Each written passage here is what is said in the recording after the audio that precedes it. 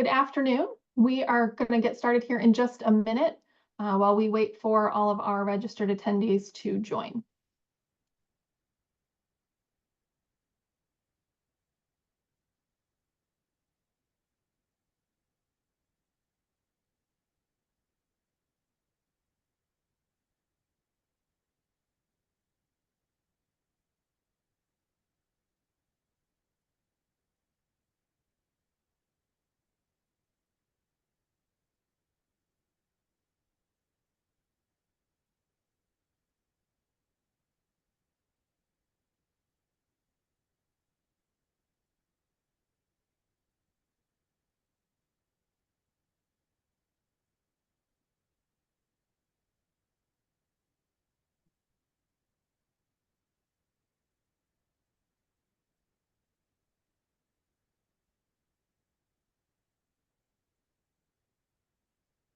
All right, we are going to go ahead and get started. Welcome to today's On Track event, the New School Counselor Boot Camp on Career and College Readiness. My name is Britannia Mori. I'm the Vice President for Marketing and Communications for ICANN, and I am joined by my colleague, Carrie. Hello, I'm Carrie Tubbett. I am a Student Success Advisor and Curriculum Specialist at ICANN. We are also joined today by Andrew Eisman, right? Did I say that right? Yep. Andrew Eisman. Andrew is here representing the ISCA board. And then Yep. we have Liz Yadoff from the Iowa Department of Education's Bureau of Iowa College Aid, and she's here to talk about some of their programs for school counselors. So we're actually going to let Liz kick things off today. But before I get started with that, I did drop our counselor guide in the chat. It's a PDF that everyone can download, and most of this presentation is going to follow right through that guide, which outlines from the counselor perspective all of the different aspects of career and college readiness, what you should be doing with which grade at what time, things like that. So you can download that. That is a partnership publication that's done between ICANN and ISCA each year. And then if you have any questions while we're going through today's presentation, please use the chat.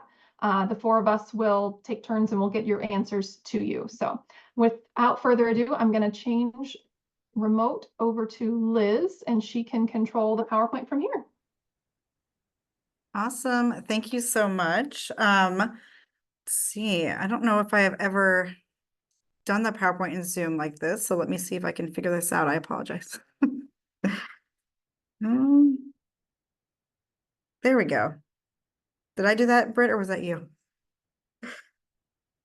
You did that. Okay, it must just be very delayed. Okay, we will go with it. Hi, everyone. Sorry about that. I am Liz Yadoff. I, like Britt mentioned, I work with the Bureau of Iowa College Aid through the Iowa Department of Education. Some of this information is for Danielle Sampson, my colleague. I am filling in for her today, but we are hoping to give you an idea of what we have to offer here at the Bureau of Iowa College Aid. So we'll go ahead and there we go. Go to the next slide. All right.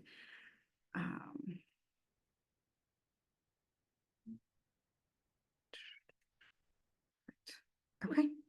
Apologize on my computer's being very slow.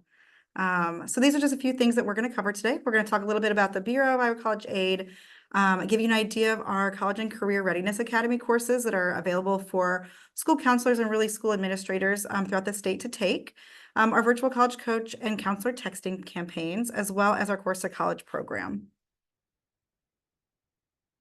So first and foremost, who is Iowa College Aid? What do?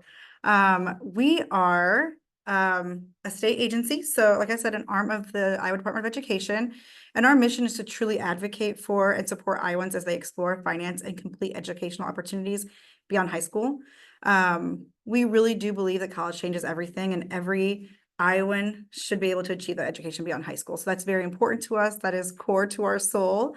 So all the work we do is to help push that vision forward.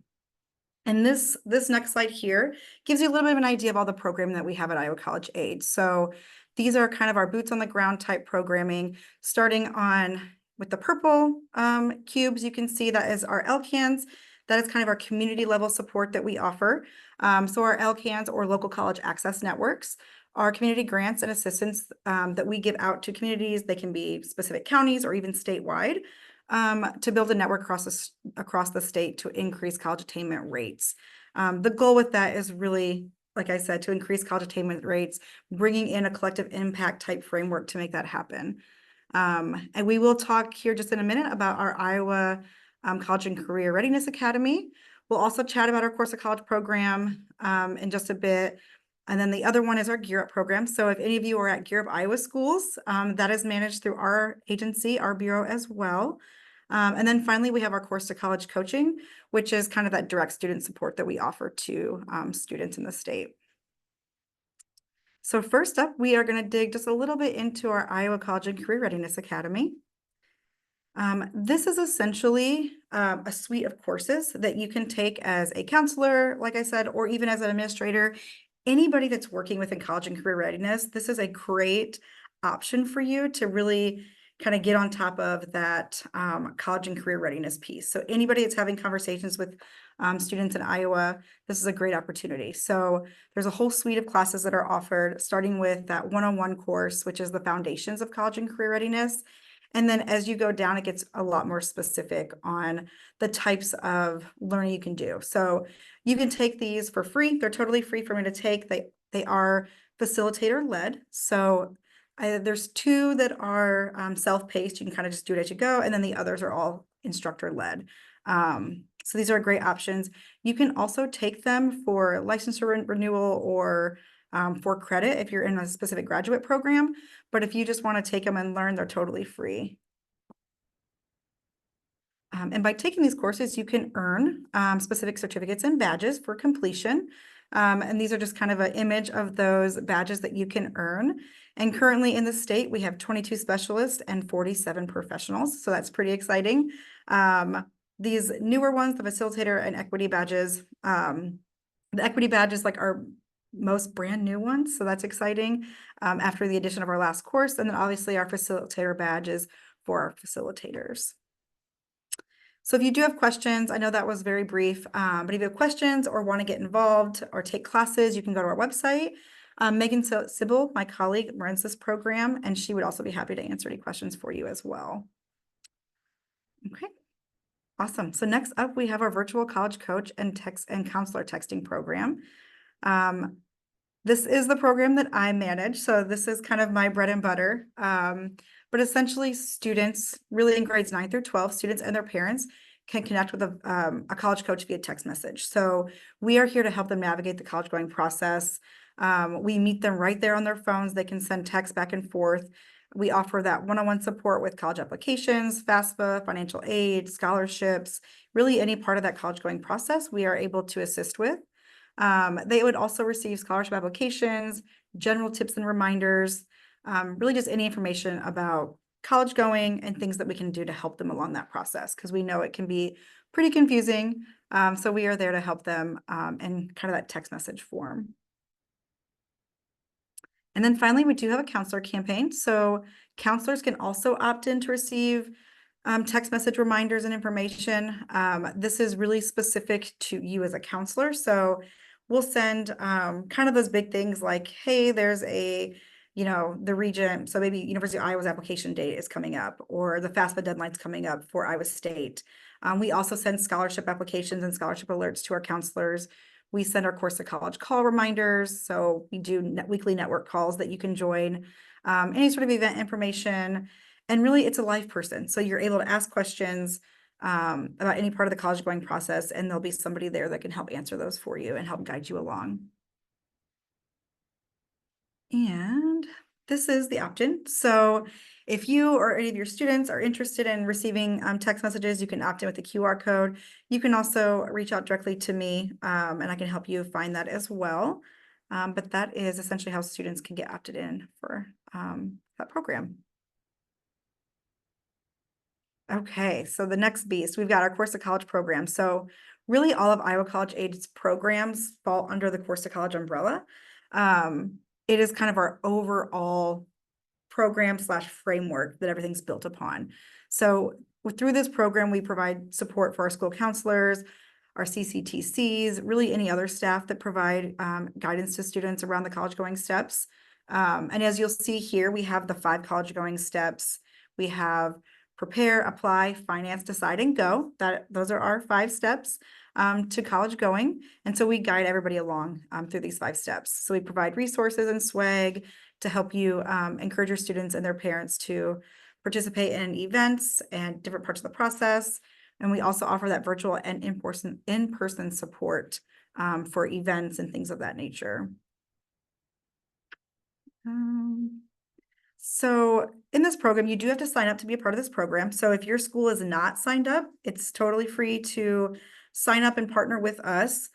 We do have some expectations of the program. This is, like it says here, this is not strict. This is definitely, we just want to offer you support and help you make the biggest impact, right? So we are offering you a ton of resources, a ton of help. And in return, we just ask a few things of you if you're able to do it. So for our schools that are involved in this program, we ask that you host 3 events during the year. So things that you might already even be doing, right? So an application event, a FAFSA completion event, a decision day event are kind of the top 3. And then anything else you do beyond that is great. We offer support in that DCAP and ICAP implementation, as well as statewide recognition through the Department of Ed on our other programming.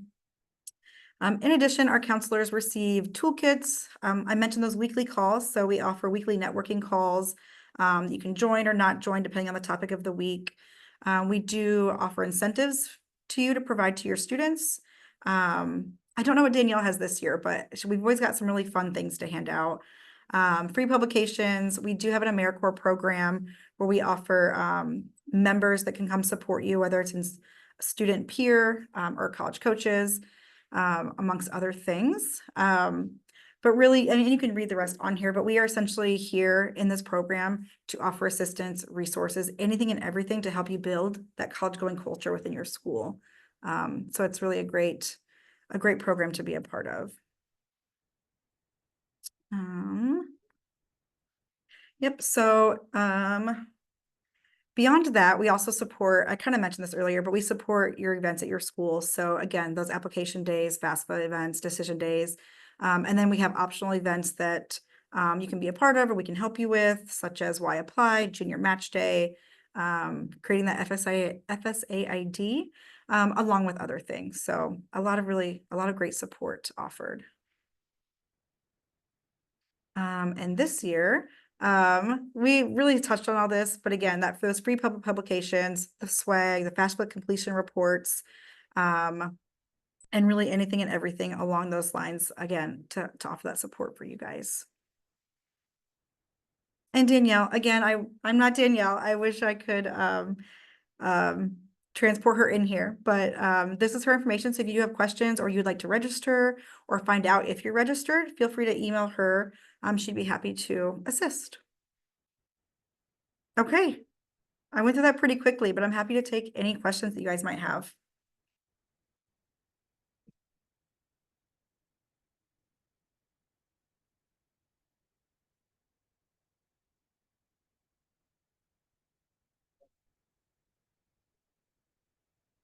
Okay.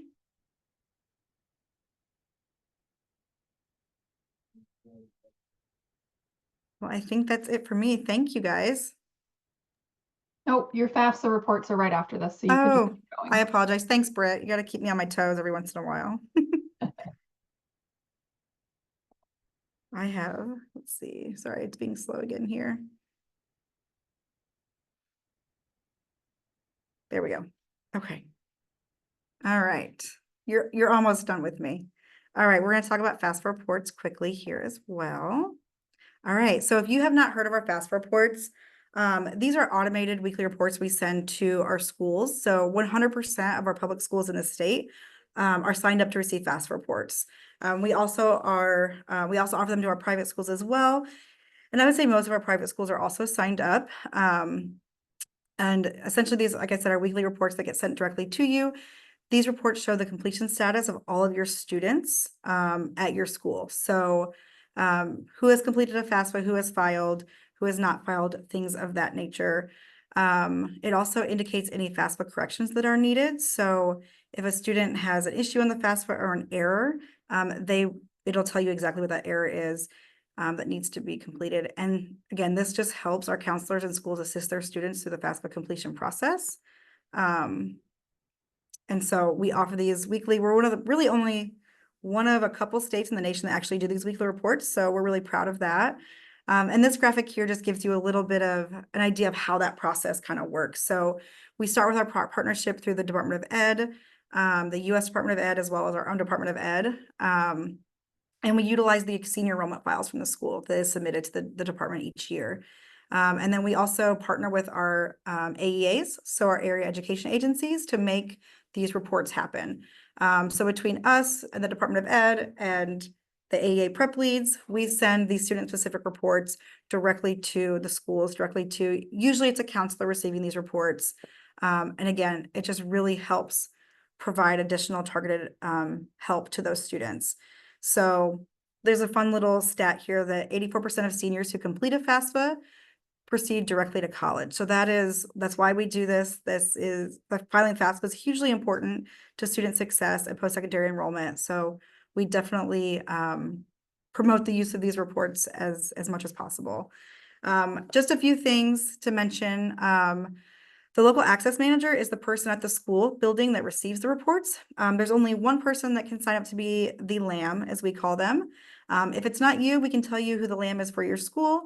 If it's going to be you, then that's great. You will have to sign an authorization agreement at some point. But if it is you, you can distribute that report to any of the authorized personnel within your school that needs it. If there's already a LAM for your school, that person can distribute to you if you're working on FAFSA completion as well. So either way, we get you the information that you need. So each week you receive a PDF of the report, an Excel spreadsheet with additional information, and then a link to a Google Drive if applicable. So some schools don't allow you to have a Google account or Google Drive access. If that is you, then you won't be able to access the Google Drive, but you'll receive everything else. And this is what it looks like. This is what the PDF report looks like. At the top, you'll see a summary of all of the completion status for your students. So it breaks it down by the number of completed, not completed, and not filed. The difference between not completed and not filed is essentially not filed as they have not even started their FAFSA, and not completed as they started it, but there's some sort of error or something missing. But then you will see kind of a list of students from there that could use some additional support. One thing I always highlight on this report is the not completed students, because it just gives you a really cool idea of how you can target students. So these are students that still are missing something for completion. This is kind of our low-hanging fruit. So we always say really pay attention to this area because a lot of these issues can be fixed pretty quickly. So that just gives you another view of what that might look like. Okay, and then this is what the Excel spreadsheet will look like. This is really every student in your senior class, and it will show all the completed and the not filed and not completed students. So it's a little bit of everybody in here. This is a great report also to use when you're looking kind of at the bigger picture. It has additional data points in here as well for submitted dates and processing dates to pay attention to. Okay, and then if you do get access to that Google Drive, all it really is just a historical, has all your historical reports in there. So you can kind of go back and look at the previous week or 3 weeks ago and just kind of track your progress and see how things are changing. So a few ways that we suggest you utilize these reports is, again, to target those specific students. You can invite them to events, reach out to them consistently, make those individual appointments, work with students that are missing something. So notify them if a correction is needed, what that correction is and how to fix it. Assisting them through that verification process. So if they get selected for FAFSA verification, helping them through that. And really just anything and everything you can do to get them to complete that FAFSA, right? So working with the parents, that's huge. Connecting them with other resources. So connecting them with ICANN, connecting them with our virtual coach program, connecting them with their financial aid officers. So any person that is able to assist, it takes a village. So we know that. So definitely just connecting them with all the resources they have available. And then finally, we have a lot of data and resources that could help you. So we have our Iowa College Aid FAFSA dashboard. If you have any interest, you can find that at fasfa.iowa.gov. And that really gives you a snapshot of the entire state and where we are for where we're at for FAFSA completion. As a goal, or as a state, our goal is 60% FAFSA completion. And so you can kind of track the state. You can also sort it by individual school or district to kind of see where you're at, where your school's at, and kind of compare it to other places as well. So some really great resources. The National College Attainment Network also has a FAFSA tracker that's a national, on the national level, and so that's really helpful too. So we do recommend checking that out if you like the data. It's really fun to follow that. And I do an official training on reports every fall. So if you're somebody that is going to be receiving the reports, whether you're the direct contact or you're just going to be getting them and getting them from time to time, I'll send out information about those, and anybody can sign up to learn more about those reports and really how we utilize them and how they're put together. So that happens in the fall, usually maybe that November timeframe or November, December. So that is that, and maybe now I'm officially done. Yes. Okay. Questions. Sorry for my preemptive attempt at an exit earlier. Okay, one question in the chat. Where did you say the Iowa College Aid FAFSA dashboard can be found? I will Yes, it is. actually pull that up. Yeah. That's always fun to look at. So it's fafsa.iowa.gov. Yep. I will type that in the chat as well. And go ahead, Liz, if there's anything you want to say No, about that. the only thing I will add is we are creating a brand new dashboard for this fall, hopefully to be completed by September, October timeframe. With the FAFSA being delayed, we have a little more time, but we are transitioning to, this is getting to the weeds, but we are transitioning to a Tableau environment. So I don't know if the actual link will change, but we will have a redirect if it changes. So just a heads up on that. But we'll be offering a lot more data elements so you can really track students' demographics and verbal status and things like that. So at ICANN, we of course track FAFSA completion, and I will just say I use this site more than I use the NCAN site, because once we get a few weeks into FAFSA and results are available, this website is about a week to 2 weeks ahead of the national website. So this is always a more up-to-date picture of where we are. So I really appreciate that about the work that you guys do and this website. So Yes, thank you. but yeah, it is a great site, and you can look up just your school or just your district and get specific information to your district. And if you are a member of the Course to College and you set a goal, it will show up in this column on here as well. Switch back over. All right. So any other questions while we still have Liz on the line? Okay. So we're gonna jump in, and Carrie and I are gonna go back and forth through that guide that I attached in the chat as a PDF earlier, and then we'll end with Andrew, who's gonna tell you all about why it's important to be an ISCA member as you join this great profession. So, so ICANN, our organization, we are an education nonprofit, so we are not part of the state. So sometimes we get confused with Iowa College Aid and the Bureau coming out of the Department of Education. We partner with them a lot, like today and on these on-track events, but we are two separate organizations. ICANN is an independent nonprofit organization. So we do partner with the state, and sometimes we partner on federal programs. Like this summer, we're doing a FAFSA grant, but we are not part of the state. So our mission is to basically help Iowans, most specifically high school students, achieve lifelong success through education. And we do that through all the programs and things we're going to talk to you guys about today. So we have physical locations across the state of Iowa. So we have, most of our locations are on a college campus. In the Quad Cities, we are located at an Essentra Credit Union. We have an office there. And during FAFSA season, we have a temporary office at Consumer Credit of Des Moines. Otherwise, we are at UNI, Kirkwood, University of Iowa, DMAC, Western Iowa Tech, and Iowa Western. And we have advisors that have different territories around the state to serve schools in those regions. We do offer appointments, both in person and virtual, with all of our advisors in those locations. And virtual, of course, can be from anywhere, and we use Zoom. All of our appointments with students and families are free if they are within the state of Iowa. So advising services that we can offer, and these are things that as you're working with students, if you get to a point working with a student or a family and it's beyond your comfort level, or you just want a second, a second voice in the conversation, you can always call ICANN and bring us into the conversation, recommend that, your students, you can help them set up an appointment with us. But we cover every aspect of the career and college planning process in our advising sessions. So whether they're still trying to figure out what career they might want to take or how to work through an assessment, exploring colleges or apprenticeships, I know that's not on the slide, big into financial aid, paying for college scholarships, the CSS profile, the CSS profile is the more complicated private version of the FAFSA that some select colleges will have students complete in addition to the FAFSA application. So we do help students complete those as well as the FAFSA. And then we help with financial aid review and decision making. So again, that's something that, have us off to the side in your office. And if you ever need help, we're right there for you or for your students.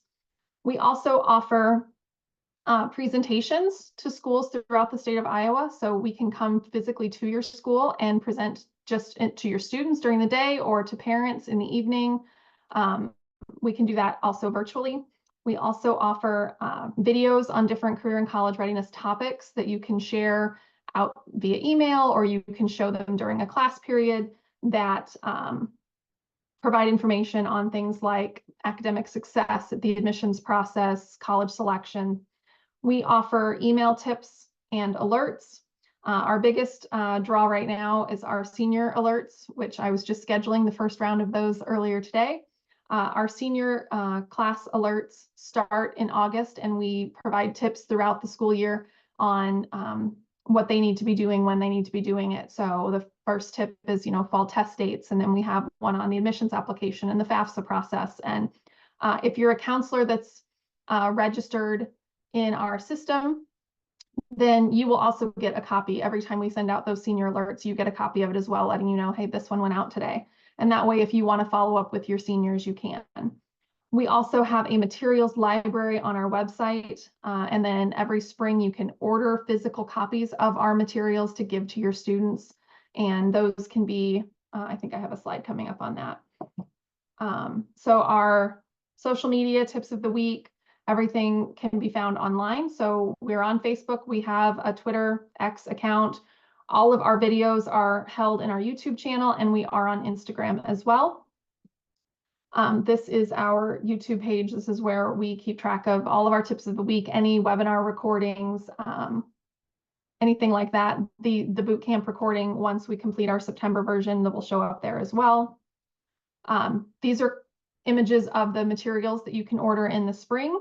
If you are taking over for a counselor who has left your district, you can call us and check and see if they ordered materials last spring for your school. If not, you can talk to us. If we don't order extra materials, but if we happen to be able to make that work, we can. Otherwise, there are always PDF versions that you can download and share with your students from our website. The last program I want to talk about before we get into the booklet that I attached in the chat, ICANN also has a career and college readiness curriculum program that can help supplement your career information system and your DCAP, ICAP process with your students. Our lessons are designed to integrate career and college readiness into your classroom and make it more than just a once-a-year conversation. We have that flexible design, so it's adaptable to whether you're doing it in a regular classroom, as a standalone class, in an advisory. There's lots of different things there. And Carrie, as she mentioned, is our curriculum support specialist. Between Carrie and I, we are the curriculum team here. So if you ever have questions, you can reach out and talk to us about that program. It does come with a full implementation guide and outlines all the things that you need to know about career and college readiness in Iowa as a school counselor, how it aligns with the ICAP process, a recommended scope and sequence for the lessons by grade level, and then all of the supplemental activities that you can do to really ensure that your students are getting that personalized ICAP experience as they go through high school. This is just a quick look at the different lessons. So we have 26 lessons in that career and college readiness curriculum. So now we're going to get into the document that I sent through the chat, the School Counselor Resource Guide.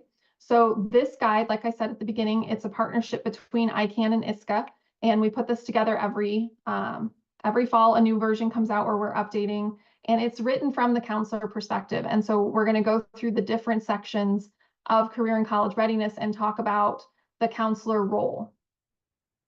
So we're going to just kick it off with the state of Iowa's definition. Students who graduate from high school to be deemed career and college ready, they need to have achieved proficiency in those essential content areas. They have to have transition skills. They have to develop learning skills and cognitive strategies, and they have to have a foundation of that self-understanding. So those are really just fancy ways of saying they need to understand themselves and what their options are so they make an informed decision when they graduate. And that is the goal of ICAP, and that is the goal of our programs that fit into ICAP. So that is what we are here to help you do. So the different components of career and college readiness, there's a lot that goes PK-12. What we add on in high school is that college and career admissions process, and then that transitioning to college enrollment. So building that college going culture, your role as the counselor in your building is you're the coach. This should not be something that you do all by yourself. It's important to build that culture by not asking people to help you with your work, but making sure they understand what you're doing and why you're doing it. And that way you can build support in the building for the things that you're doing, whether it's when you need to push in a classroom to give a lesson, whether it's just promoting events throughout the buildings, having staff and faculty remind students of things throughout the year. Helping you create that early awareness with students, laying that foundation for not only academic rigor, but that social development for career and college readiness. You're probably the only one that's going to be in your building, unless you have a team of counselors that understands the career theory process and practice. But having your colleagues understand what your role is and what your goals are will really help you build that success. So in our guide, we are going to go through different sections, and I don't have it in front of me. So Carrie, when it's your turn to talk, you're just going to have to like wave at me or something, and then I will switch it to you because I don't remember which one is numbered which one. But we're going to go through a timeline. We're going to talk academic planning, career planning, college search and admissions, financial aid, and then financial literacy and college and career readiness in action. I know that sounds like a lot, but we're going to break it down. And again, if you have questions while we're going through any of these sections, type it in the chat, raise your hand, and we'll unmute you, whatever you're comfortable with. This is your time to ask questions about these processes. So one of the very first pages in the booklet is our timeline and checklist, and we outline topics by grade level that kind of tells you what should you be doing with each grade level during the year. Like, what are the big things that you need to check off? And so as you can see there with a little image, senior year, there's a lot more to do because that's a big decision year. But it's going to identify the different events and activities you can consider and just kind of point you in the right direction for each grade level. Now, if you're going to be a counselor that is grade specific, it's still helpful to know what comes before or after the grade level you're serving. So it's still a good idea to kind of go through and be aware of the entire timeline for students. Under academic planning. So in this area, we're talking about district career and academic plans. So the DCAP, which turns into an ICAP, which includes a 4-year plan. We're going to talk about graduation requirements, learning experiences, and college credit. So when we talk about the DCAP is your district plan on how you're accomplishing all of your goals. The goals are making sure that each individual student has a personalized ICAP or individual career and academic plan. And their 4-year plan is part of their ICAP. Now, it is a common mistake or misunderstanding to think that a 4-year plan is the ICAP, and that is not the case. The 4-year plan is their course plan, but their ICAP is also the activities and support structures and experiences they have in addition to the classes that they're taking that help them make that informed decision. So it's just one piece. But that 4-year plan plays a lot into your graduation requirements and then also understanding where they plan to go next. So we have, this is the baseline recommendation for graduation requirements in high school. Each school is going to have some nuance to this. Some schools add in other things, but that's their baseline. So to graduate, you need to do this. When we're talking about enhancing and personalizing that plan, you want to help your students align with their career pathway. And that comes from those career assessments that they start in 8th grade. So helping them select courses that align with career interests so that they can start or continue to do that career exploration in high school by learning more in different topic areas, helps them build skills in the areas that interest them. And then you can also discuss, are they going to take foreign language? Are they thinking about college credit or AP? What are the offerings and opportunities that you might have in your school? You can also utilize academic planning to help them prepare for career training. You're going to have some students that you immediately know they are traditional college bound. You're going to fill them up with, all the English, math, all the science. You're going to tell them to take foreign language. They might be taking college dual enrollment or AP, but then you're going to have your other students that perhaps an apprenticeship or hands-on learning or CTE is more where they're headed. And you can help them with their plans by suggesting CTE classes like Intro to Architecture, Construction, and Engineering or Health Science. Help them pick classes that fit their career interests from their assessment.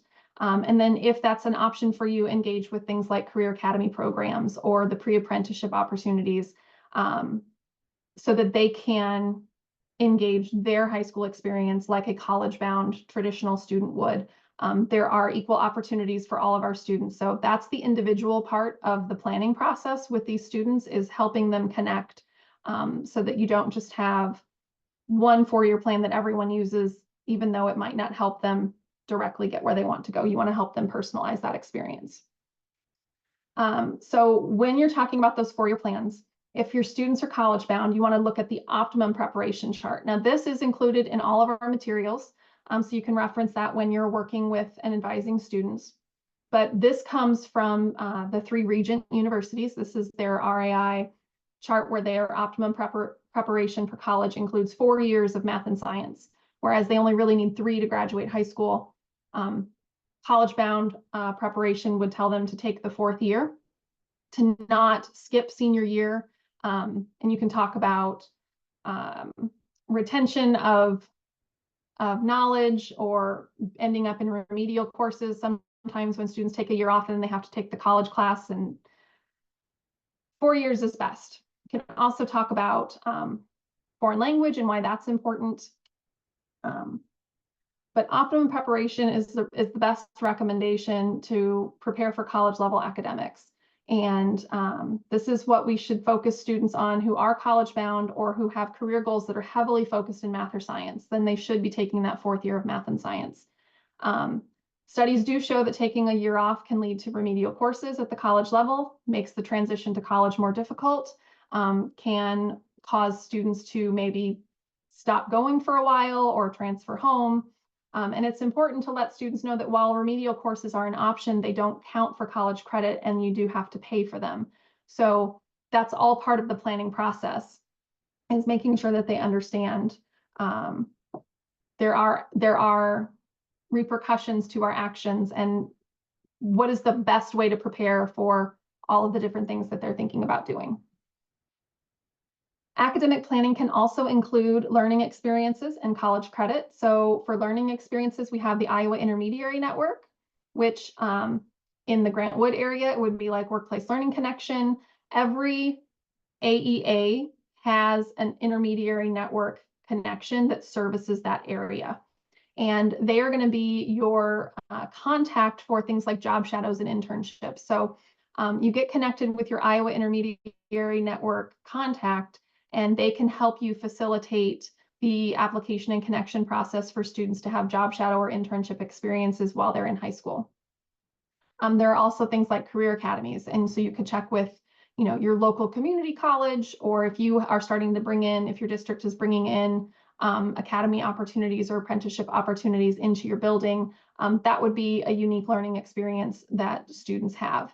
Other examples would be things like project-based learning. If you have anything like some schools have something called Iowa Big, looking at unique learning opportunities for different students, helping them find, you know, their fit.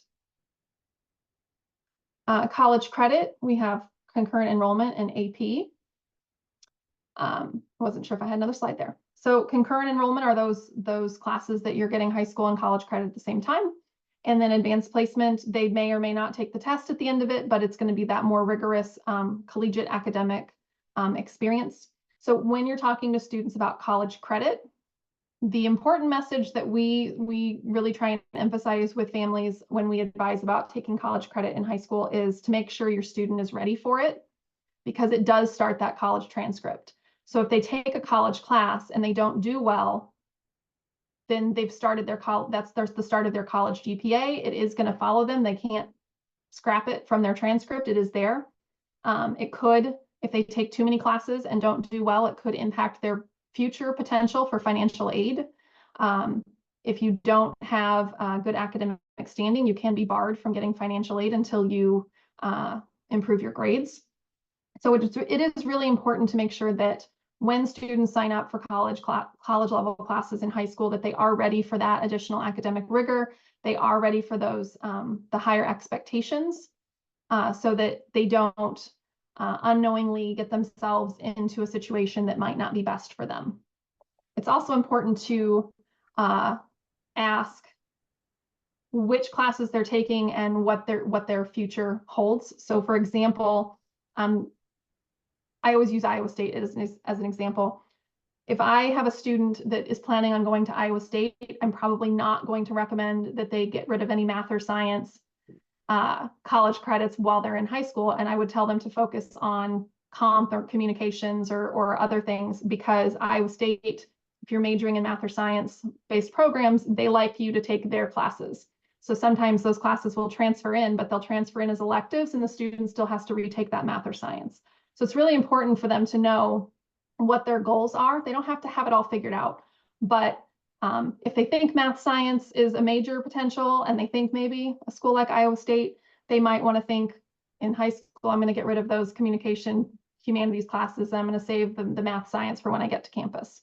So those are just some things in the academic planning realm to think about as you're helping students facilitate those 4-year plan discussions every year and you're advising them on their next steps. Next up, you have career planning, and I'm going to give it over to Carrie. And again, if you have questions while we're going, drop it in the chat. Thank you, Britt. Yes, I'm going to talk about our next section, which is career planning. Just one note, if you are looking into those Iowa intermediary networks, there is a website for them that you can get to. We can drop that in the chat if you want. But they are usually connected with your local community college that serves your area. So that is usually where they are housed, is within that community college in your area. So that is where you can check those out. Now we are going to move over into the career planning section. So this is really going to be looking at assessments, post-high school opportunities or options, apprenticeships and trade programs, job shadows and internships, as well as the importance of getting involved. So what is career planning? Career planning is creating meaningful course plans to achieve college and career goals. So those 4-year plans that those students are taking, it's creating those plans and making them real and applicable to the students for what they want to do beyond high school, whether that's meeting the college they want to get into, whether that's meeting the career goals they have.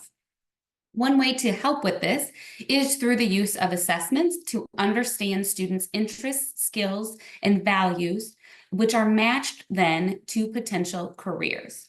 We will talk about it probably here in a slide or two, but you all will have a designated career information system through your DCAP, one of the state recognized career information systems.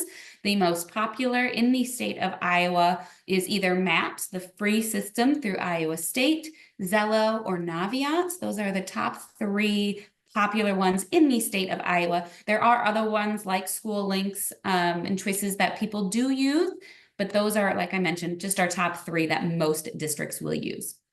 But beyond matching to careers, they can explore the education and training options required for their career pathway. This is the option where students can start saying, you know what I want to do, do I have to get a bachelor's degree with it? Is it a certificate type program? Is it a specialty technical training? And then starting to look for those colleges and universities that meet those needs, that meet the career that they want to attend, that meet the given program length that they need to for that career. And it's building that lifelong electronic portfolio so students can continuously see throughout high school all of their options and what they might want to do. Those career information systems that you do use, whether it's that Zello, that Naviance, MAPS, they all have the ability for students to save their work. They can save their college searches at the colleges they're interested in, save the careers that they're interested in, or the scholarships, or create goals and plans within those systems. It's a great electronic portfolio for students to reflect on from year to year, but also they can update it instantaneously when their experiences that they have change their end career goal. Assessments, like I mentioned, these are a great way for students to identify their strengths, their skills, and their interests, and to match their results to career pathways and industries that meet their career expectations, but also to lead to the various colleges that best fit their need. We want students to go on to post-secondary that is successful for them. We don't want them attending only nursing school when they are interested in business. So making sure that they are aligning their career opportunities with their college opportunities as well. There are a variety of different tools that you can utilize. Your district career information system, no matter which one you've used, that designated system, will have assessments in it. They will have an interest inventory, a skills, and a work values interest inventory in it. Those are great assessments. There are also other ways and other places you can get additional options and additional assessments to give students more variety and potentially find new matches for them. You will find in your DCAP, it does tell you that you need to offer students the ability to take these self-understanding assessments every single year. So besides your district career information system, assessments that we utilize in our offices with clients is the MyACT plans. So ACT.org, the organization that creates that ACT test, has a plans section to their website, which is all free for students to utilize, that offer those skills, interests, and abilities assessments that then match them to careers. The added benefit of the ACT plans is it will also give them major matches that match their interests and abilities and skills. You don't see that in a lot of the other interest inventories that are out there or the other assessments. So that is a great way for them to look at majors, and then it matches with those colleges as well. Career Coach is another great interest inventory that will match with students, as well as the Holland occupational themes, the RIASEC, if you're familiar with those through your schooling. Those are another great interest inventories that can match them into if they're realistic, investigative, artistic, social, enterprising, or conventional, and then provide them with those, from those personality type traits, the careers that match them. Again, you can incorporate this easily into the four-year planning process with students. You want to do it while they are starting their planning for the next year. It also is a great tool to utilize for them to get those job shadows and internship experiences if they are interested in certain careers, matching them and helping them go on those job shadows. Post-high school options. We really like to educate and inform students of all of their post-high school options. We know students out there that think, okay, I want to be a doctor, so I must go and get my PhD, which means 6+, 10+ years of schooling. But really, if they are interested in the health sciences field and they just know doctor because that's what they see, they might not know all the career options within that health science or healthcare field. And so by educating them on the ability to, you can go into a career training program like a CNA program and be able to work in that field. You can go get a certificate with that LPN or even a dental assisting in less than a year type programs and get those certificates and diplomas. Or you can go on for an associate's degree in nursing at the community colleges, all the way up to that bachelor's nursing degree and beyond with those masters and doctorates to become the full-blown surgeons that they might think of.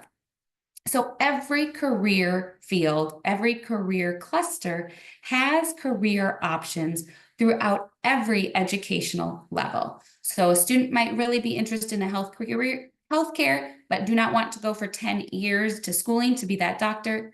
Let's explore the other options that are available to you at the other education levels. Career training is the ability to provide that hands-on learning with the primary focus on practical skills. And so a lot of the times this eliminates those gen ed requirements. You'll see these a lot with the apprenticeships and programs that are out there, which is where you have your job training with your structured learning that's applicable to the field you are going into. These are no cost to students, and they work alongside a professional tradesman. What happens is they spend half their day, maybe a couple hours a day, in a classroom type setting or studying on books about the skills that they need to ensure they are doing their job appropriately and know how to go forth and do it.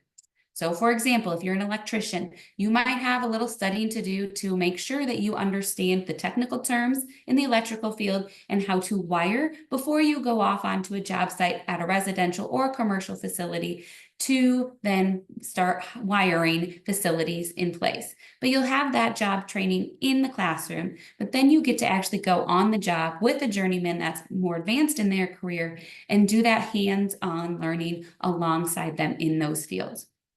Students are guaranteed a paycheck the entire time of their apprenticeship while they are working and while they're in those classes. So the day they sign that contract, that job contract with the company, they are going to start getting a salary or a paycheck for their entire time. And once they're done with those programs, they are usually guaranteed employment with that employer upon completion of those apprenticeship programs. So these are great options, great post-secondary training and education options available to students who are not interested in a bachelor's 4-year or beyond degree. Another great thing while in high school is job shadows in internships. Again, those Iowa intermediary networks are a great connection to get you set up to help you find job shadows and internships for your students while they are in high school.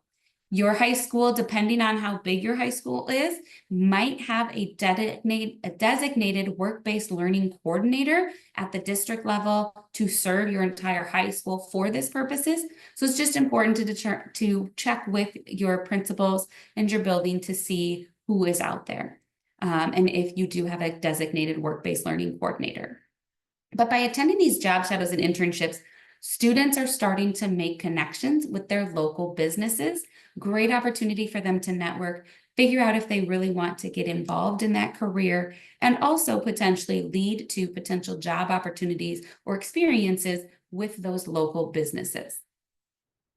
If the students don't want to go on job shadows or they can't attend an internship for whatever reason, we still highly encourage students to get involved in school. One common one where we see not a lot of internships happening is in the healthcare field. They can attend job shadows, but a lot of the times in healthcare, due to HIPAA and some other regulations, they can't necessarily work full-time in that hospital, checking patients or in the surgery rooms, but they can still get involved. They can volunteer in their local hospitals and still get some of those experiences in the setting. They can get involved in these student organizations that are right within your high school. They are really interested in the fine arts, and your high school has a art club or a speech, drama, theater, musical type club, and that's their interest. Getting involved in those productions and helping them already build those portfolios right there within the school. So then college searches. This section of the book is all about how to help students with college searching. During this section, I will talk about various tools that you can be utilizing or resources with students. And I know it can sometimes be very overwhelming. You're like, I have all these tools, I have all these resources. However, I will tell you, I was a high school counselor for 12 years prior to being in this role with ICANN, and the ones we will talk about, I used on a daily basis with my students when I was a school counselor to help them with this process. And so pick the ones that you like and stick with them. If you find a different one that you like, great, utilize it. Don't feel like you have to use every single resource or tool that's available to you during this college searching or any of our sections processes. So really within that college searching, it's really finding what college works best for them. How can colleges help the student? What are their options? Again, college isn't just a 4-year program. Colleges mean apprenticeships. It means the 2-year diploma or certificate or associate's degrees. So finding the ones that best help them and the searching that helps them the best. One great tool that I utilize with students to this day, even in my office while advising students, is College Raptor. That is a great site for students and to utilize to help match the colleges that best fit them. College Raptor is a free account that students can create. They can type in their, if they haven't taken the ACT yet, they can type in their anticipated ACT, their GPA, what majors they're interested in, what type of campus they are interested in. It utilizes colleges from throughout the country, so it's not just Iowa-based, and it will populate the colleges that match their requirements. So that is a great tool for you to utilize when doing the college search process with students. Another great tool or thing that you should be doing is working with those college admission representatives. Those admission representatives are there for you to utilize to help provide information to students and get the word out. There are many different ways you can work with admission representatives.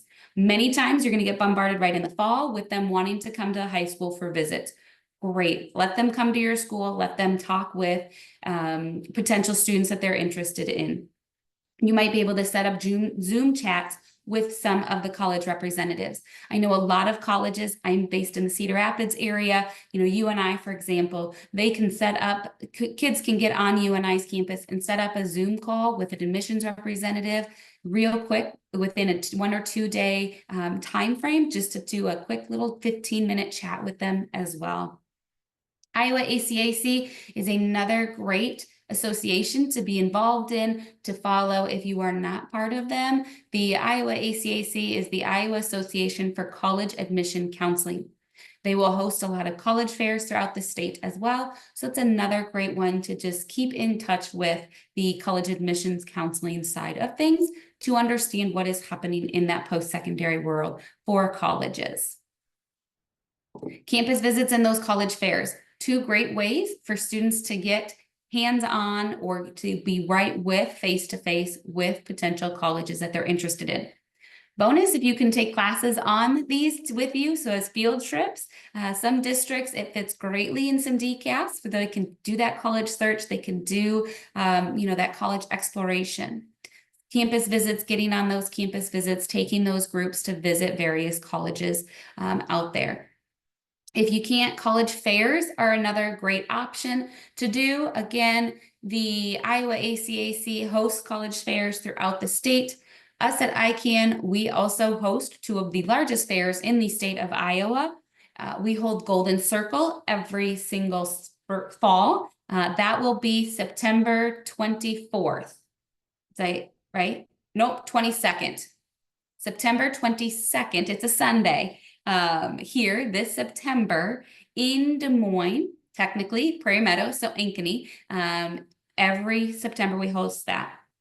In March, we host the Future Ready Fair. This one is held in Cedar Rapids at the Kirkwood Community College or the Kirkwood Hotel here in Cedar Rapids. So again, those are the 2 biggest fairs that we have. We already have colleges lined up to come visit us on the Golden Circle. from all over the country. We have states or colleges all the way from the East Coast coming this year. So those are two great options. Those are on Sundays, so you might not be able to take a busload of kids there, but promote those and help get the word out for students to start attending those college fairs now.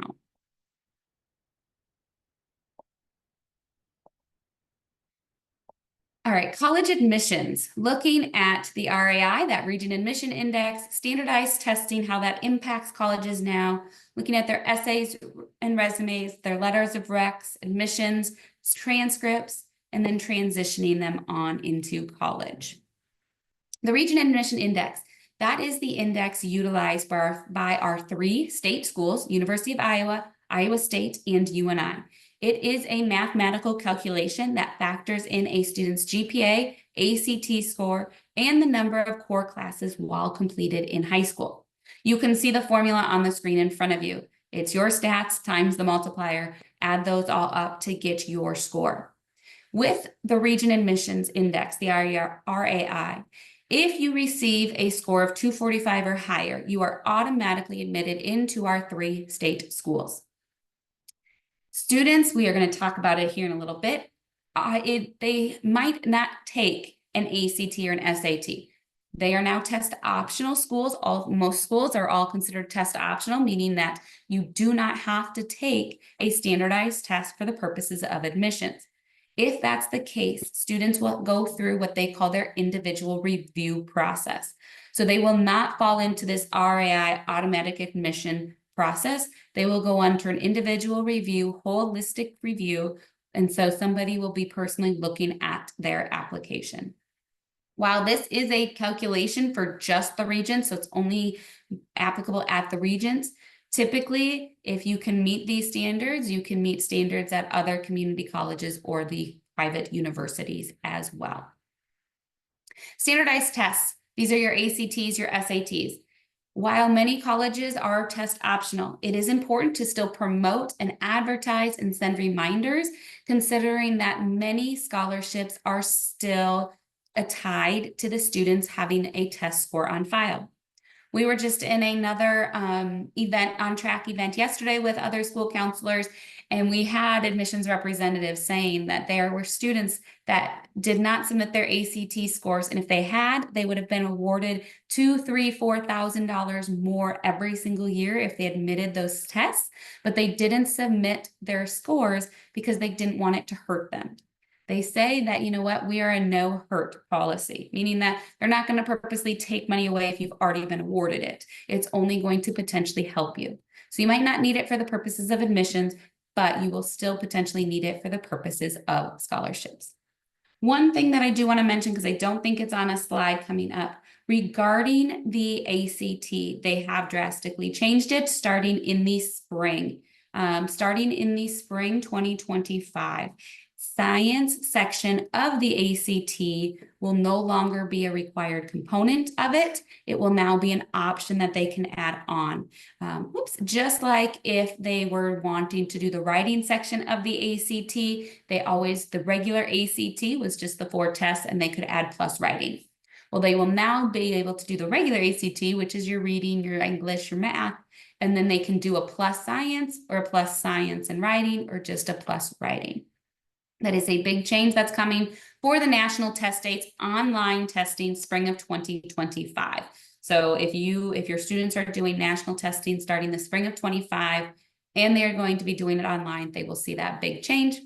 They'll also see another big change of it being reduced in time from about 3 or 4 hours to 2 hours. So those are some big changes coming with the ACT starting this spring 2025 with the online testing. All right. Back to some essays and resumes. So when you are going through college admissions, they are going to be potentially asked to write resumes or to provide essays for the purposes of admissions. Having them provide an activities resume is a great resource. We have a template on our website that you all can utilize. An activities resume is literally a resume for students, but instead of highlighting job history, they highlight their extracurricular involvement and their leadership on that activities resume. These will be great applicable for whether they are admissions essays or applications or scholarship applications, but also for resume recommendations that they might need from educators. So if they have to ask an educator for a letter of recommendation, handing that recommender the activities resume they've created can greatly help that recommender write that recommendation for them, write that letter for them, highlighting them as an individual. Sometimes students might have to do scholarship interviews or portfolios if they're going into the arts potentially, or the performing arts. And so just helping them provide that guidance or to practice interview skills with them, mock interviews, is a great way to help them if they are going on to that. That's not even applicable just for college searching or admissions. That's also applicable if they are going into the career field right after high school, to provide them that one-on-one interview skills or mock interview skills with them during that process. As the counselor, you are probably going to get a lot of transcripts requests. It is important that you understand the process and the timeline for your district. You might be the person in your district that handles all those transcript requests, or you might have a registrar in your district that handles those requests. So just making sure that you know that process and you are educating your students on that process and how long it's going to take. Is your timeline process in your district or your school 24-hour turnaround for transcripts, or is it a week process in order to get those transcripts processed? So it is important to educate students on that, just so it's not delaying their processes in any of their admissions decisions. When you're helping them transition to college, it is important to still try to provide them all of the resources and education before they leave your door, before they walk out of graduation. So making sure you've touched base with your seniors. Hey, have you signed up for your orientation? Do you know how to get into your college email? Do you know that your college student portal? Do you know your student ID number? Have you filled out that FAFSA? Where's our stop gate? What can we do? Who can I set you up with on meetings before you leave my door, to ensure that they don't forget about it, or they just say, I don't know, and then don't attend college in the fall. If you have students going off to play college athletics, we have on our website a whole section of that, but it is important that you understand NCAA and NAIA D3 requirements. NCAA, NAIA is probably your biggest ones, with what students need to do when they need to attend that process. The D1, that NCAA, as soon as even their sophomore, junior year, they may need to be creating those portfolios on NCAA to get that process rolling, to have those first initial grade transcripts set up and put in there. NCAA especially, they require students to have certain courses, approved courses. So if you do have a serious athlete that is going, you do need to make sure you are following those guidelines with them. I know when I was in the field, I did have D1 players. We offered classes at the high school that were not qualified for D1 schools, so they had to take different classes. So it is just important that we're setting them up to that they are following the right options for them beyond high school, especially for athletics as well. All right, real quick, we're going to talk financial aid as well here. So financial aid, you might have already heard lots of talk about financial aid, FAFSA, that free application, but what is your role in all of this financial aid?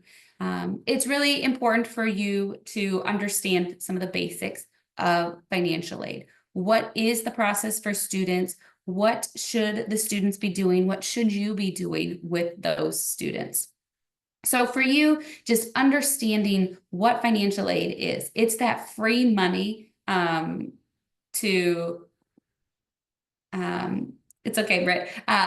It's that free money, but also that self-help money that students can receive for going to college. It's also important to help students understand the college costs, those direct costs versus indirect costs of applying and attending college. Which ones are students required to pay? Which ones are the ones that students are estimates? Those indirect costs are those estimates that are just rough estimates of what they might change or charge, I should say. And then understanding that financial aid process. So understanding that students should fill out, if they are planning to do any form of post-secondary education, whether that's a 2-year degree, bachelor's degree, master's degree, to fill out and complete the FAFSA during their senior year of high school. Now, FAFSA normally becomes available on October 1 of a student's senior year. FAFSA needs to be completed every single year a student goes to college. This past year, you are probably well aware that the FAFSA was delayed. It went through a very big revamp. It was delayed to December 31st or January 1. Well, it wasn't the smoothest launch. There were some problems with the application. That the way it goes sometimes when you're talking technology, new coding, new everything, the application is still having issues. So they are going to delay the 25-26 FAFSA application to being released on December 1. So it is important to communicate with your seniors. Hey, we are delayed on this process, but we can still set you up and help you be successful in completing that FAFSA as soon as possible on December 1 by setting up your student aid ID. Formerly, that was called your FSA ID. Effective this year, they are changing it to being your studentaid.gov account. So making sure students have those set up so they are ready to go. Making sure students understand priority dates. Priority dates are those dates that their colleges they're interested in going to want them to have that FAFSA submitted. They want them to have that FAFSA submitted by that date. So that means they also need to have their admissions applications submitted so they can be admitted into that school. But also if that college has a scholarship application, getting that scholarship application in by that date as well. Now, FSA, Federal Student Aid, literally just announced on Wednesday or Thursday of last week this change. All the colleges had publicized their priority dates prior to that. They are in effect going to potentially change some of them. University of Iowa is one that's always had a December 1 priority date, meaning that's when they wanted you to have your FAFSA and scholarship application in. They have announced, or they will announce, that it will be February 1. They have moved theirs to February 1. So they are accommodating already this pushback, which they did this year as well. But it's just making sure students are informed of these changes and if they are going to change. Iowa State has not changed their date yet. We don't know if they will. UNI has not changed their date yet. We don't know if they will yet. Iowa State's is a January 1st or 3rd date. So it is important to make sure that if they don't change those dates, your students who are planning on going there are still getting them done on time. Another great way to do this is by hosting a FAFSA completion assistance event.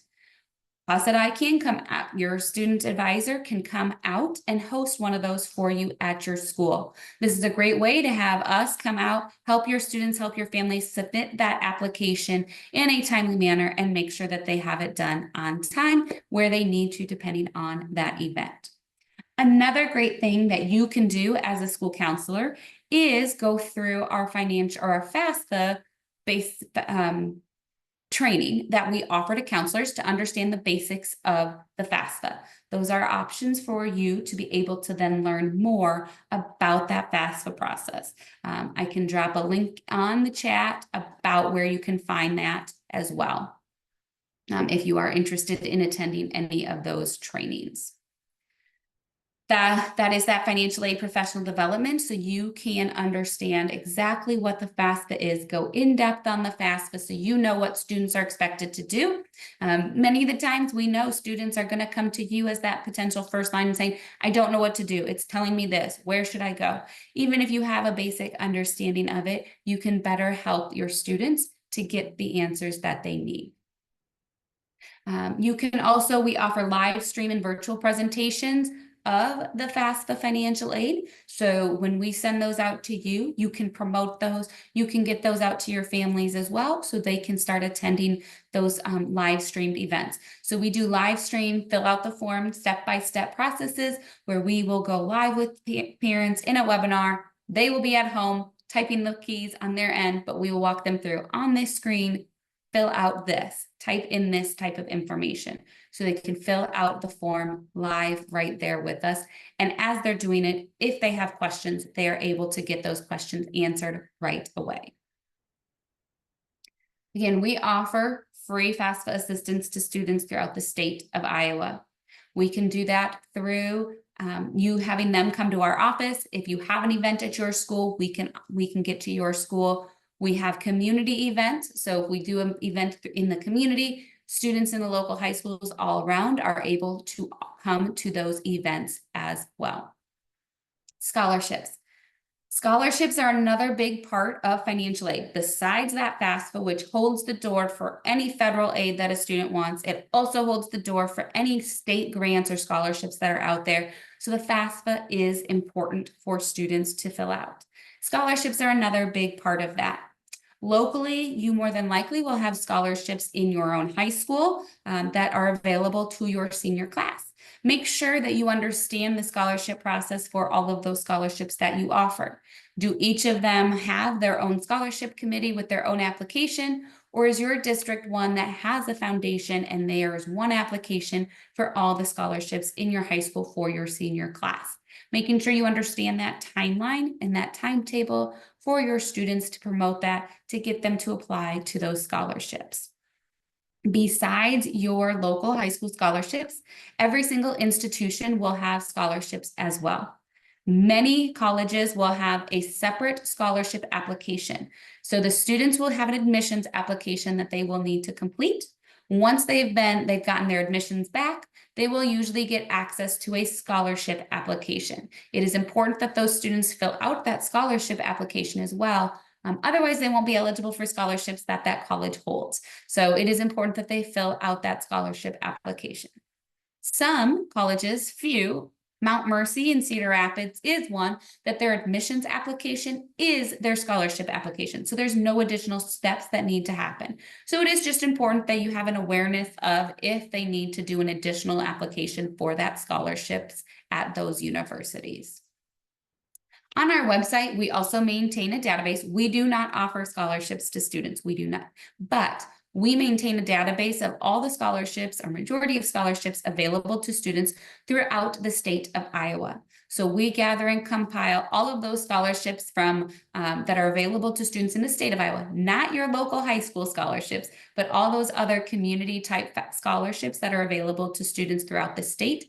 We maintain a database right on our website, so students can also go there on our website, icansucceed.org/scholarships, and go through some of those scholarships to see if they're eligible for any additional ones. Another great one is national scholarship searches.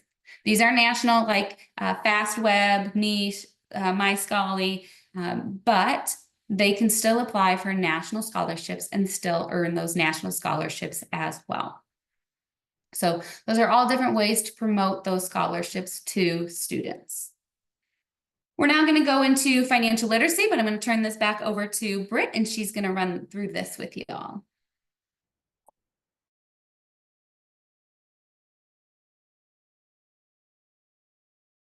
Thank you. I lost my Zoom menu there, as it so happens when 100 things are open on your computer. So, all right. So financial literacy in the booklet, the financial literacy section, Iowa Jumpstart Coalition is a great resource if you're looking for low cost or free resources to help you with the financial literacy aspect of career and college readiness. They provide a clearinghouse database of personal finance resources. It's just a great place to start. We also do some financial literacy every April. April is Financial Literacy Month. So our Wednesday webinars in the month of April tend to have something to do with finance and proper budgeting and things like that. The first one is always our credit and money management for students, and that is always recorded. So anytime during the year, you can send out that recording to students or families or show it in class and talk about the different activities that are in there. If you utilize our curriculum program, there are 7 lessons that focus on financial literacy.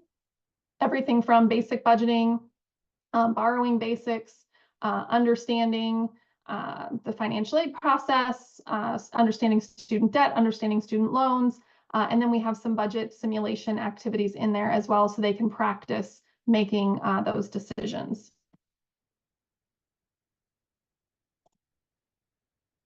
And now we're going to move into the college or career and college readiness in action section of the booklet. And these are just ideas for, in addition to talking about it in present, like what else can you do to really engage your students and your parents and really increase that college going culture segment of your program. So career days are a really great way to bring in professionals from your community and have students talk about or learn about careers. And you can organize this in a variety of ways. It could just be a free-for-all where you have career speakers and everybody listens to the same, or you could utilize your students' career assessment results and kind of organize them by career cluster. So if 5 students were in the digital technology cluster, maybe you bring in a career speaker that's in one of those career fields, and those students go there. So career days are a great way to expose students to different careers and opportunities that they may not be aware of. A career fair is just like a college fair, but for careers, and you could either host one where you have lots of different industries represented, or sometimes community organizations will put those on. Check with your economic development. That would be a great partnership. If you are still trying to build partnerships within your community, starting with your Chamber of Commerce or economic development group that typically have business and industry members, they might partner with you to create such an event or to help you connect with career speakers. Carrie mentioned college applications. The National College Application Campaign is a great thing to be a part of. I know Iowa College Aid has some promotional materials, and that's one of their Course to College events that they mentioned. But it doesn't matter where you apply, but having students apply. Creating one of those events in school where this week is college application week and we're all going to apply to something. Maybe even students are applying to their apprenticeship program that week. Maybe they're going through that process. Carrie also mentioned the FAFSA completion events, award letter review or financial aid packages, helping students after they have gotten their packages from colleges know how to compare and contrast those and make the right decision for them, make sure they're within a college budget. Those are great events to have. ICANN can help you with those if you're looking for assistance on how to do that. That's also one of the lessons in our curriculum program, so that would kind of walk students through that as well. Decision day or signing day. This is a great way to end your school year by celebrating the decisions of all of your seniors, and it doesn't matter what their decision is. Celebrate those going into the military, celebrate those that have already gotten a job, celebrate those going into apprenticeships, 2-year, 4-year, whatever they're going to do, celebrate that decision. It's really common to see athletic signing days, but just in general, commitment days or decision days. I know some high schools have started doing like an Instagram post for each of their seniors. The senior submits their picture and their plans, and they're celebrating in different ways, or a bulletin board or things like that. But think about a way to celebrate your seniors, not just so the seniors are celebrated, but decision day is also a great way to show the younger students in the building what those decisions look like and get them thinking about the process as well. Again, building that culture within the building. Alumni day. This comes from a school counselor that I used to work with, who used to invite the previous year's seniors, not all of them, but some of them, to come. College kids come home generally about a week before our schools let out for winter break. So inviting some of those alumni to come back and talk to high school students about the decisions they made. And there's something about students hearing from other students that they tend to listen a little bit more than they do to us old grown-ups. So Alumni Day is a great way to connect your alumni. Graduation walk, I think everyone is very familiar with this because it's all over social media now. At the end of the year, the seniors in caps and gowns walking through their elementaries and making those connections with the little kids. It's really good for everybody. Teachers love seeing their previous students all grown up. The seniors tend to get emotional going back through their elementaries, and the little kids, I mean, how much do they love the attention of the big kids and seeing those connections? So that's always a great thing. Carrie also mentioned Golden Circle College Fair. Future Ready Iowa Fair is on there as well. FAFSA Ready Iowa is our FAFSA program when you're looking at how you're going to meet those FAFSA requirements. Please reach out and let us help you with those programs. Our presentations and then our Wednesday webinars are always there. The final pages of the resource guide. This is where you're going to have, this is just like a quick reference for you, and we update it every year. Every post-secondary institution in the state of Iowa is there at a glance. So you're going to see their contact information, their website, their current tuition, their current room, housing and food. For the most part, their priority dates are going to still be correct. There's a few of them that are going to change based on the new FAFSA, but that's a quick reference guide to all of the colleges in Iowa. We also have a building trades registered apprenticeship program list. So if you have students that are interested in apprenticeships and you don't know where to start, go there first, because it'll tell you who the apprenticeship coordinator is. It'll give students an idea of the wages and rates and things like where are the training programs located and who should I contact? How do I get started? We also have 2 more charts in there, one on federal loan programs and one's on types of financial aid. So again, just those reference guides for you to take back. Other things to think about as you're setting up your new school counseling program and your new positions, building a great career and college readiness segment of your website. A lot of school counselors will have a segment of the school's website that's just for them where they can provide information, just some things that should be included, your local scholarship process, your financial aid process. If your district does career pathways and as part of the 4-year planning process, where you have a career pathway based on the health science cluster or the digital technology cluster, having those readily available for students and parents to look at on your site would be great. Any activities that you have coming up, promote them on your website. So college fairs, college rep visits. If you have us coming in to do presentations, upcoming visits, fairs, guest speakers, anything like that. Carrie mentioned the transcript request process. Make it clear and easy to find on your website so that there's no question. If a student comes in late, you can just refer, like, this is our process. This is what you have to do. Again, those test dates, and then any other videos, resources, anything that you would find helpful. I would guarantee you after your first year as a counselor, just keep track of what are your frequently asked questions and then add that to your website so that, because you're going to know what parents and people start asking you. If you're allowed to use social media in your district, use it to engage your students and parents. You don't have to know everything, but if you follow different organizations that do know and are experts, you can share those resources out. So get parents and students to follow you, you follow others, share it out, and let them do the research for you. And then I know a lot of parents still utilize and cling to email when it comes to important announcements. So that would be another way to keep parents in the loop on what you're doing with their students. And the last thing I want to talk about before I turn it over to Andrew to talk about ISCA is SP3 is a parent communication tool that is offered by ISL Education Lending, which is a nonprofit lending institution here in the state of Iowa that does a lot of community give back. So SP3 is an email service that parents of students in grades 8 through 12 can sign up to participate in. They get monthly emails tailored to the grade of their student and that time of year that can give them ideas.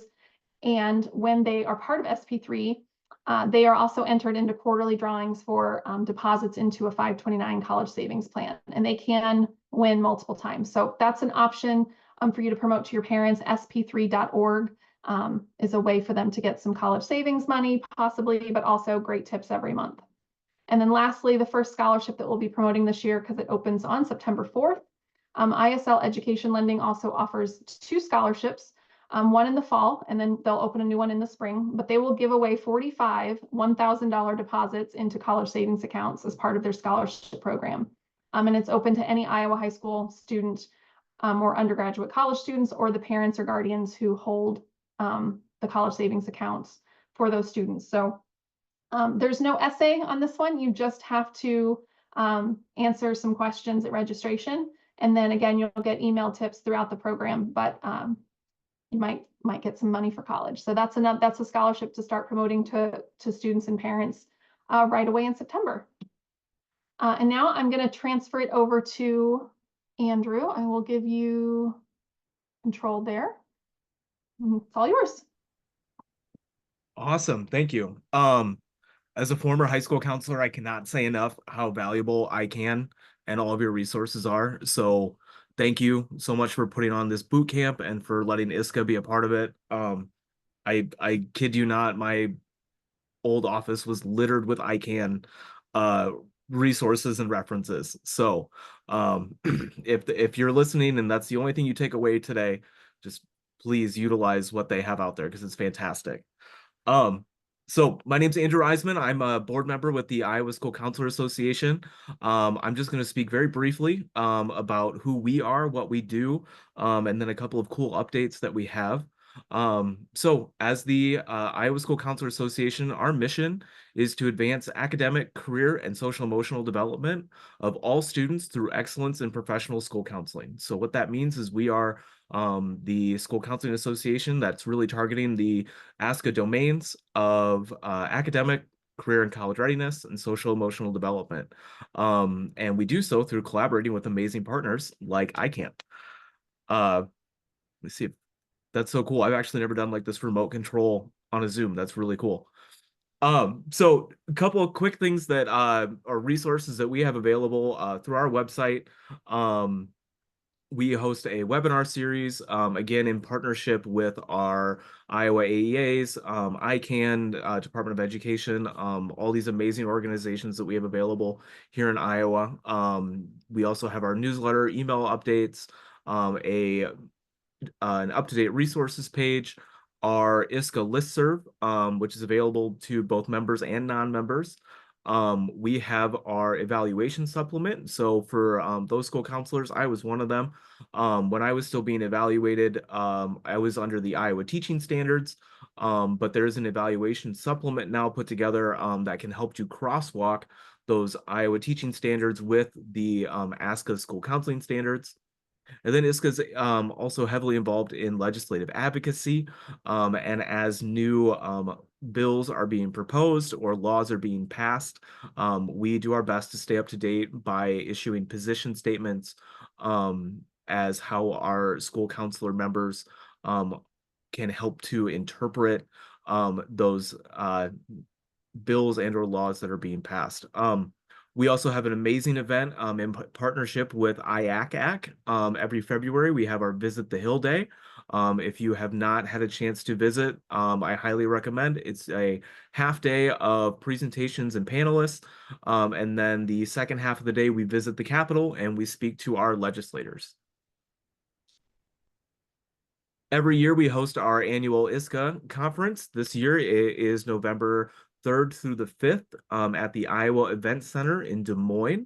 As an ISCA member, there is a discount on your registration. We have some great keynote speakers coming this year that I wrote down and now can't seem to find because I didn't want to get their name wrong. On Monday, we have Tiffany Lanier, and then on Tuesday, we have Jen Alexander, a former Iowa high school counselor, to get us going as we get through and succeed and thrive in another school year. Oops. Let's see if I can go back real quick. Awesome. So as ISCA, we're also really well connected with ASCA. And so there's also amazing ASCA, the American School Counseling Association resources out there for you to utilize that can be helpful as you are navigating this new professional world of school counseling.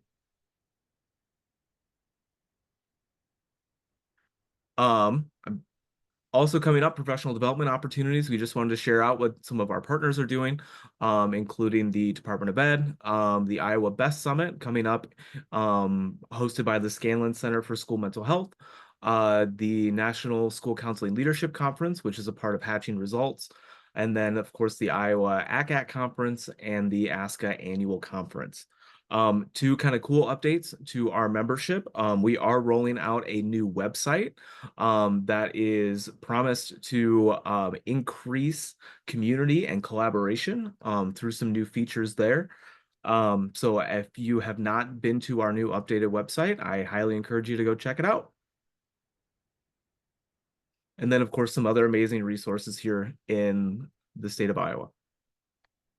Awesome. Thanks, Britt and Yeah. Carrie. Thanks, Andrew. I can say that I have been an ad hoc member of the ISCA board for about 12 years now. And I have deep respect, school counselor. Like I could never be a school counselor, but in another life, I would love to do the work that you guys do. And so I'm a huge advocate for the school counseling community. And I have loved my time on the board and getting to know this great profession. And so I love putting together things that can be helpful and doing things like this. So thank you guys. Thank you, Andrew, for joining us and talking about what great things ISCA can offer. Some additional resources to have in your back pocket. The AEAs,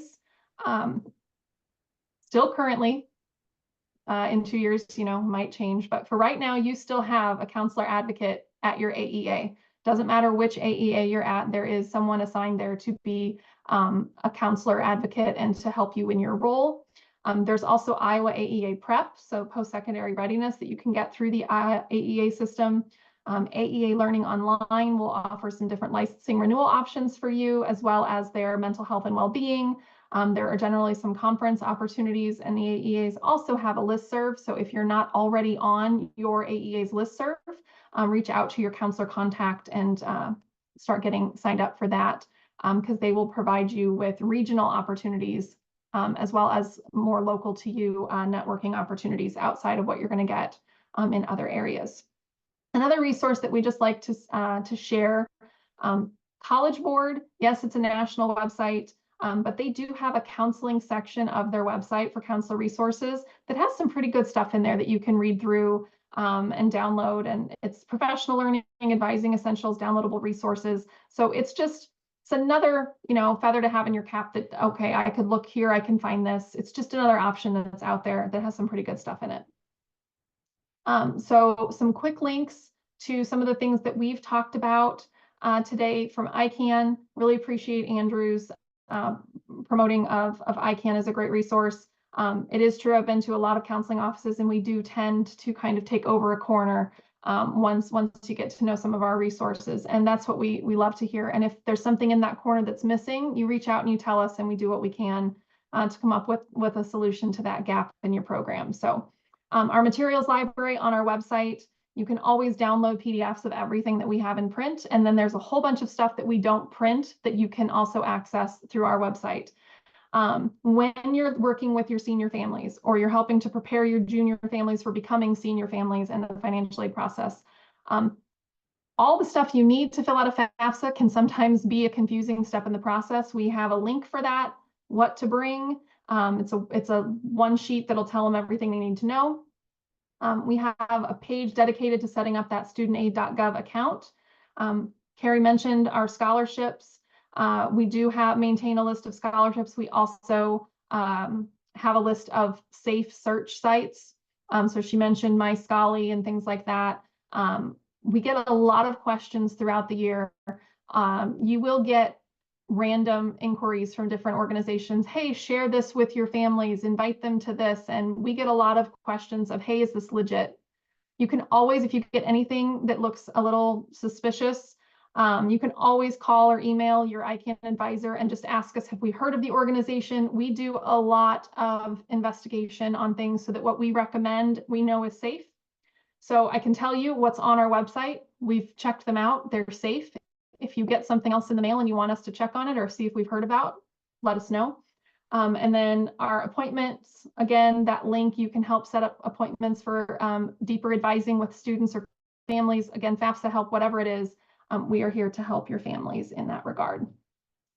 And then this is what our website looks like. And I only want to point out, we have a whole tab dedicated to school counselors. So if you want to just know what we do in depth and spend some time, click on school counselors on our website and just go through. It's all outlined what we can help you guys do.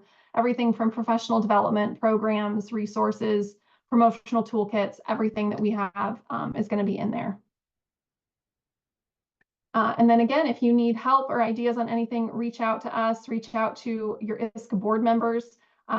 You have a VP for secondary, you have presidents, you have vice presidents, you have a whole group of people on the ISCA board that are here to be resources, as well as ICANN. Carrie and I are here for questions, and then your advisor, you will have an assigned advisor to your school based on your area. And if you haven't heard from them yet, as soon as they know that you're the new school counselor, they will be reaching out to you. So I want to thank you guys for joining us today for this intro boot camp session. And we hope to hear from you very soon. So if anyone has questions, we'll hang out for a minute. You can drop them in the chat. Even if it's something like, hey, who's my advisor? We'll look that up for you. But otherwise, you have a great afternoon and a great school year.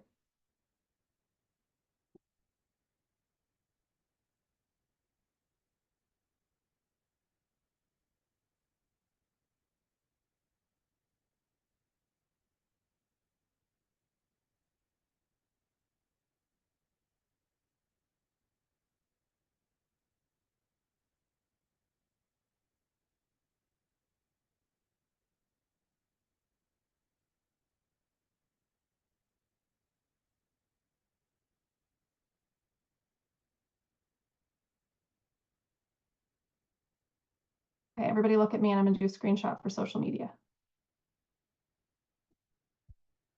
Great. Let's see if that worked. Half the time I do that and it doesn't work. Robin, if you're still on, I'm gonna look up yours right now. Just a second. I think it's Lupe, but I'm not 100% on that.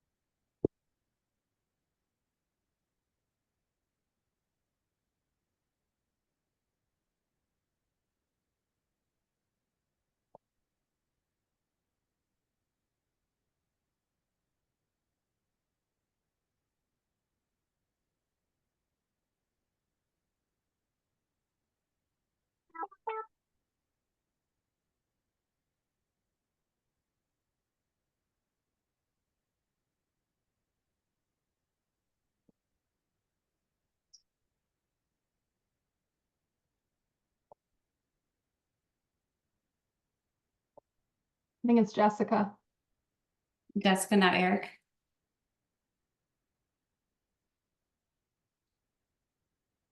Yeah, it's Jessica. Robin, I'm gonna drop Jessica's email into the chat for you so you have her name and email.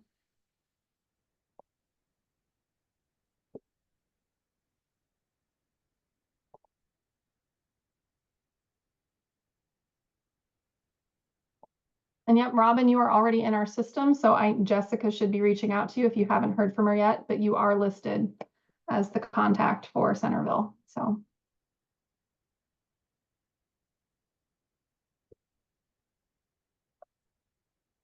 All right.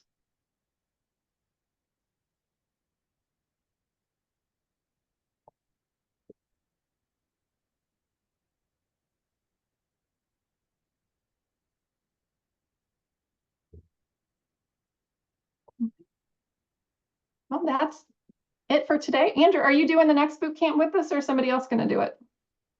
I know it's not me. Okay. Maybe no one's volunteered yet. I appreciate you jumping in last night and saying you'd do it.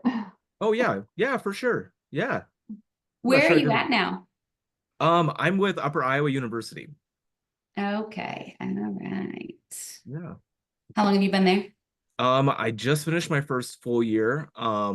But I was an adjunct for a little bit before that there as well. Are you teaching or are you, yeah, okay. Yep. What department? In their counseling department.